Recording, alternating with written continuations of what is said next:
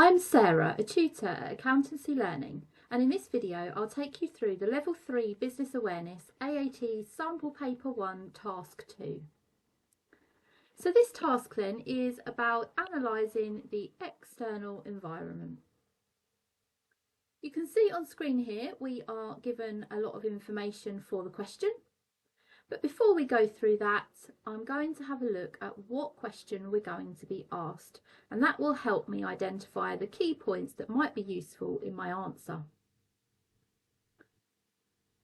So part A then is for each of the 3 specified PESTLE categories, we need to identify one threat and explain one action that could reduce that threat. And that's for each of them. So the ones that we're given is economic, social and technological. So let's go through all the information that we're given. So Holidaymaker is a business operating in the hotel and tourism industry. It operates a fleet of planes from a major airport in the UK, which also fly to European countries. It owns hotels throughout the UK and the rest of Europe.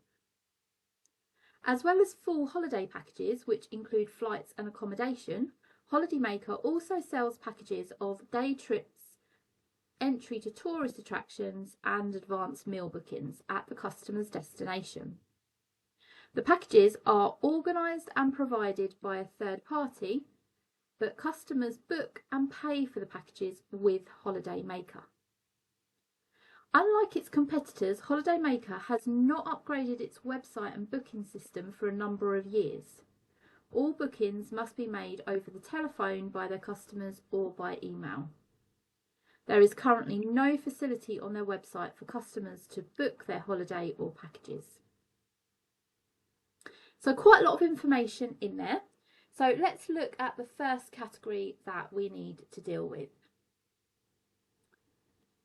So economic then. So when we're looking about economic category, we are going to be thinking about anything that has an impact on money in one way or another. Now remember, when you're answering these questions, you will be able to open the information that you've got from the references section. So you can click the button on the right and you'll have information up. So you don't have to keep scrolling up and down. So you'll have question on one side, information on the other. And also remember that because this is human marked, although there is a effectively model answer that AAT have to mark against, any relevant points may also be awarded marks. So let's look then at economic. So economic then, as I said, it's all about money.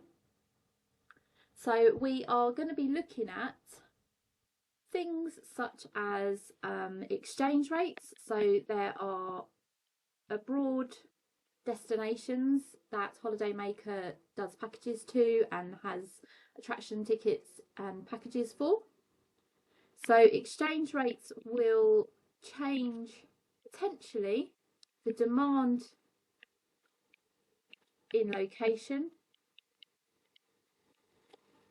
and could also increase costs.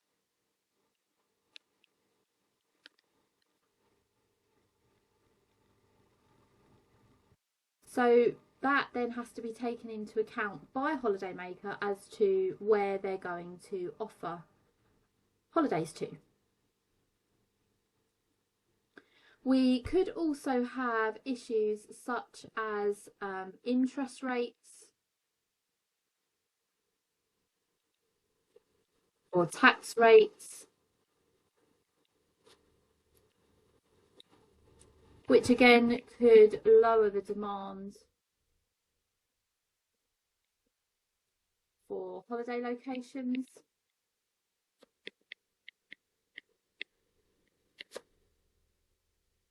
And we also need to think about the disposable income that customers may have.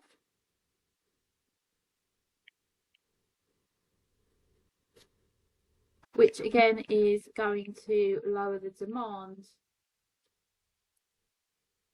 for holidays.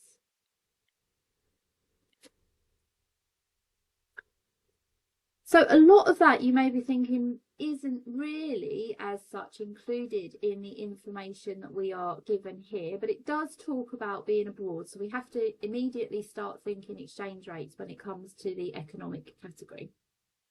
But this is where you need to be thinking outside the scope of the information that you're given in the question to then think about what else is going to impact holidaymaker. And that's where the disposable income comes into it, because they are reliant on people having the money for this luxury purchase. Then we have identified 3 different threats there, but you only need to identify 1 threat for your exam. We also need to explain 1 action that holidaymaker could take to reduce the threat. So for this, we could be looking at offering discounts for holidays, options to spread the cost, and maybe add in new locations which may be more desirable outside of the UK and Europe. So remember, it's very important that we do the threat side of things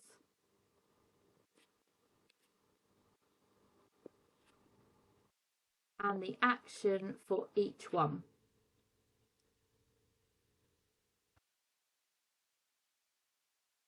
Moving on to social then. For social, our threats are going to be that there may just be popularity changes for location.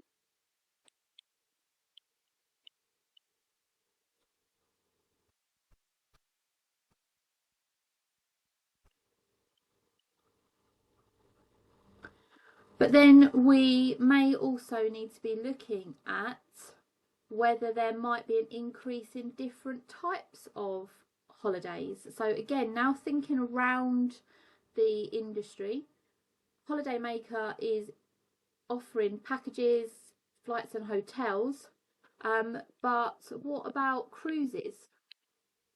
So would an increase in cruises reduce demand? So that could reduce demand for packages.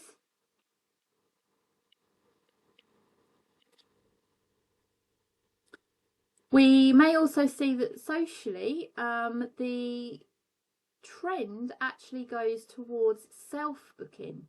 So customers want to self-book their holidays.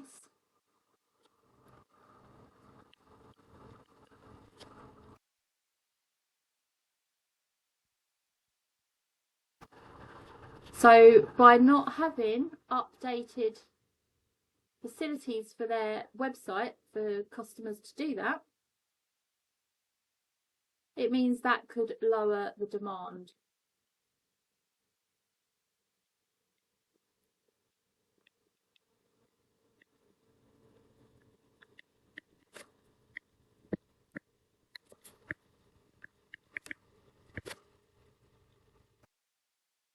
The other thing to think about is whether holidaymakers would want to book excursions,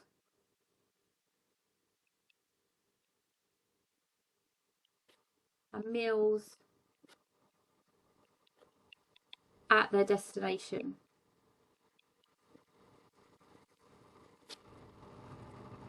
They may not want to book that beforehand.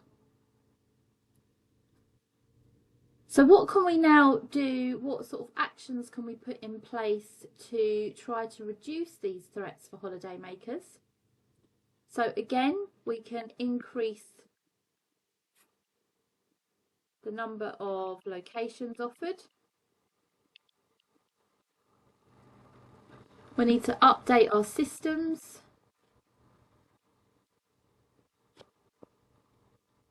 to allow online bookings.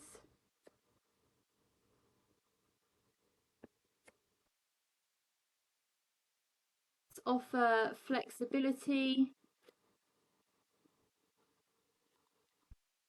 book separately, so they don't have to book a package.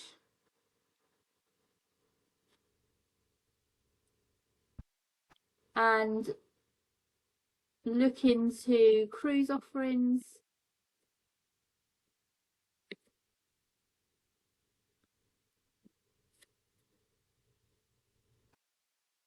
To widen their market. So again, you're only identifying one threat and one action, but you need to make sure that you are explaining it in your answers as well.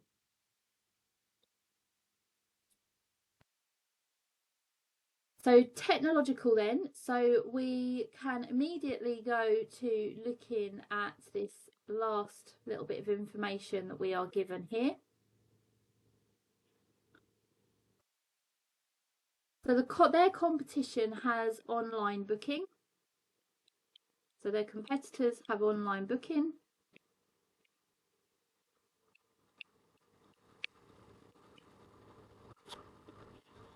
Which reduces their market share.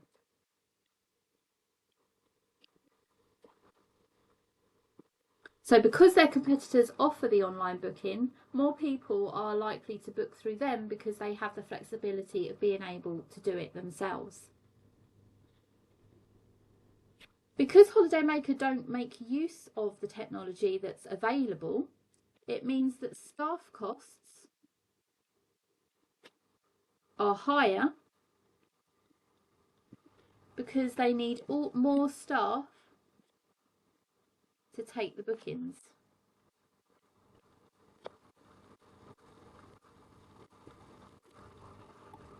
And that's because without the online booking system, they have to book either on the phone or via email.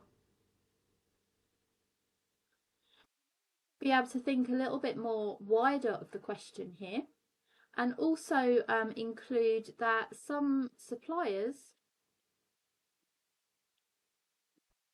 may actually require integrated systems.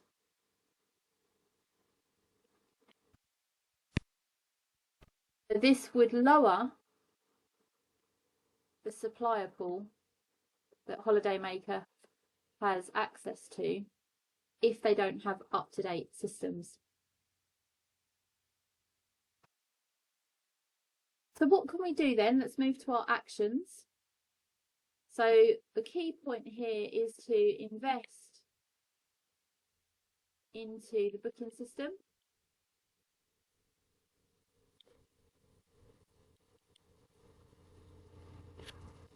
To enable online bookings.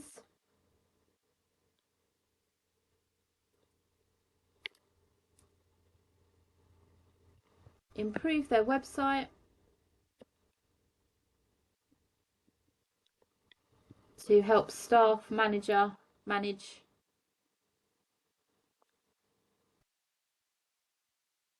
higher volumes.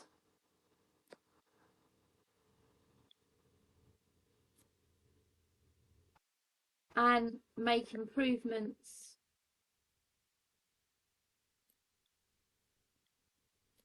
to the system in order to allow integration with suppliers.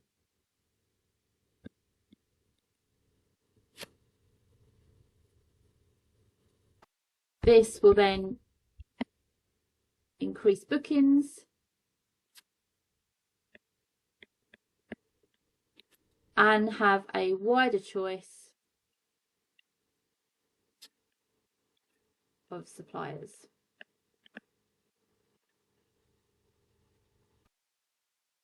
These three then We've identified a number of different threats and a number of different actions that Holidaymaker could take, but you are going to be making sure that you identify one threat. So for each of these, it's 1 mark for the threat and 2 marks for the action and why for explain.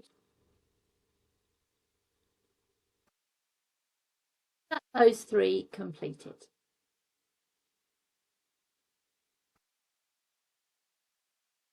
The final part of task A then is to identify one of the remaining PESTLE categories. So we're only looking for one of the remaining ones. So if we look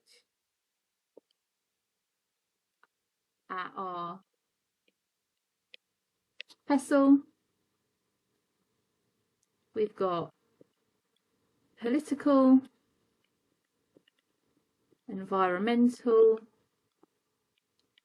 social, technological, legal, economic. So we have already talked about in our previous part to this question, we've talked about the economic, we've talked about social, and we've talked about technological. So we've then just got political, environmental, and legal. So we could choose one of these 3 to pick up the marks.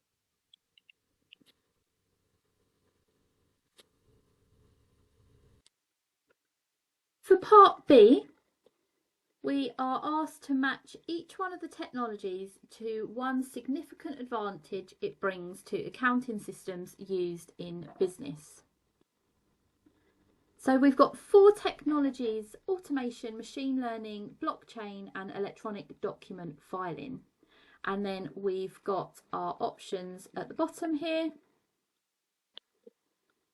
and we need to match them up. So we've got automation then. So this is when things are basically done automatically. Okay, so this is going to be about freeing up time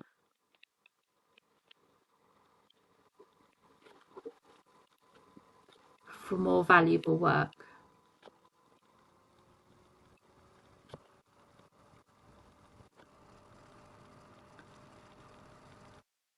Now, machine learning, so this is about being based on past events.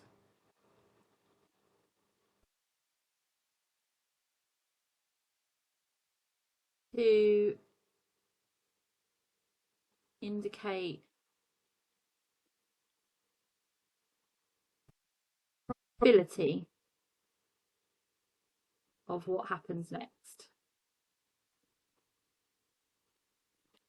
So this could be something like scanning in purchase invoices. The machine will learn that when it sees a particular supplier with a particular product, for example, that is going to be posted to a particular code, particular supplier account. So that means it's actually going to speed up data entry because it's learning all the time.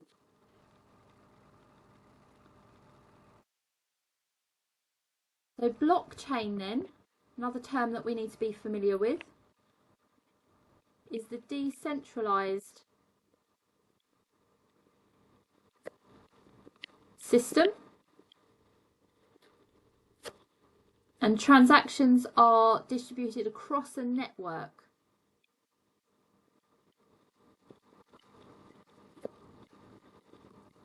And this will help transparency and security.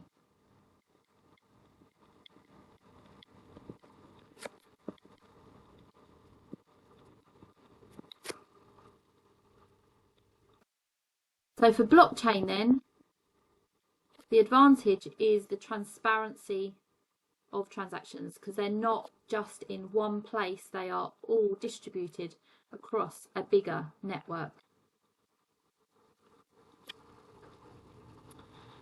And then finally we have electronic document filing. So we have one left to use, which will be our security and confidentiality. And this is because the electronic document filing will be a secure system. Only those who have access to the system will be able to access the documents, and even then some systems allow it to be locked down even further. And that security will also then help maintain confidentiality within the business as well.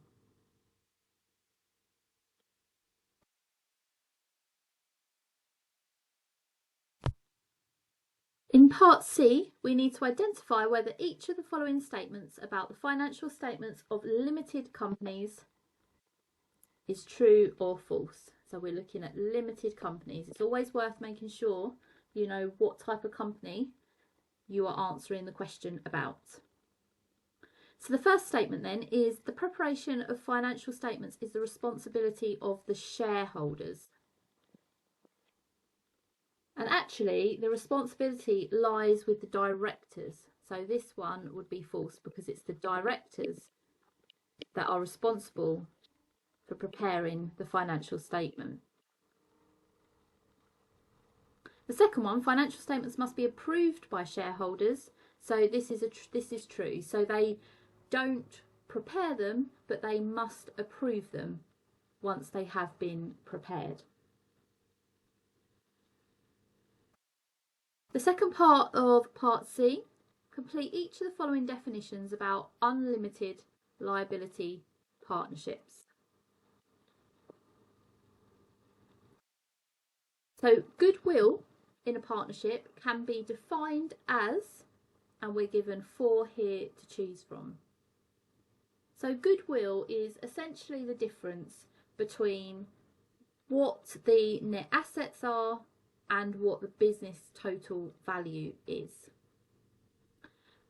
So goodwill isn't going to have any connection with the agreement, any sort of contract, or even the amount paid for the brand.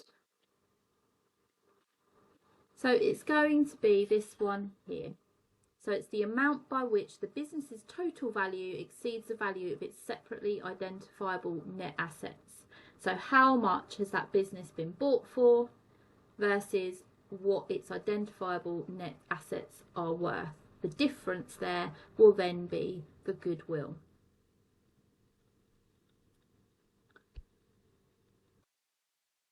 The ownership proportions, salary and distribution of profits is defined by, and then again we've got the 4 options here which are the same as the previous question.